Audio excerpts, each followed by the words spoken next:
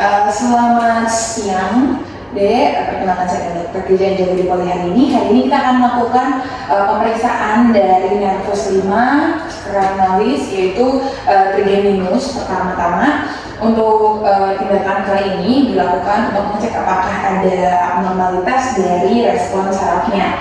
Dan kemudian saya akan menyiapkan alat-alat yang diperlukan dan adik bisa dalam posisi duduk yang nyaman. Selanjutnya, setelah itu saya akan mencuci tangan 6 langkah.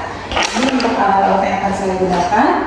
Selanjutnya saya minta tolong kita akan melakukan pemeriksaan dari fungsi sensori. Saya minta adik untuk menutup matanya. Ya, kita akan pertama-tama melakukan uji nyeri superficial pada daerah V1 yaitu daki, pipi dan juga rahang bawah menggunakan pin, atau di sini saya akan menggunakan objek yang agak tajam dan saya akan menanyakan apakah terasa tajam atau tumpul dari dua sisi. Pertama-tama dari daki di sebelah kanan dulu, apakah ini adalah benda tumpul atau tajam?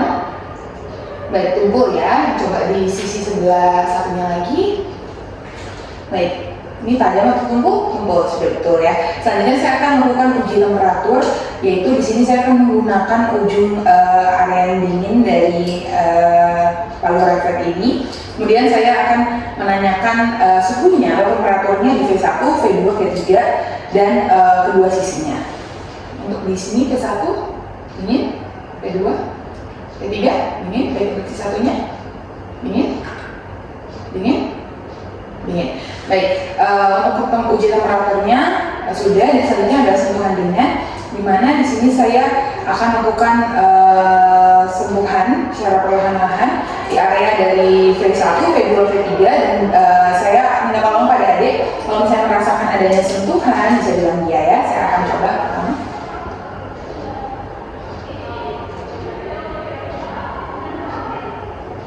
Apakah terasa? Terasa ya? Untuk uji yang tadi, trigeminal yang halus itu bisa di V1 menggunakan ini, V2, V3, tuh, V2, V3, untuk melihat apakah dia bisa merasakan refleks halus tadi. Untuk di sini bisa diidentifikasikan bahwa semua responnya normal dari nyeri, temperatur maupun sentuhan ringan. Tidak ditemukan adanya area yang disertai hipoestesia dan cocok dengan distribusi dari seluruh sarafnya. Selanjutnya kita akan melakukan pemeriksaan dari motoriknya. Pertama-tama saya akan menginspeksi otot temporalis dan masseter untuk atrofi atau wasting, jadi didapatkan semua masih dalam taraf normal. Dan kemudian saya minta tolong untuk dirapatkan giginya sekuat-kuatnya, jadi seperti ini.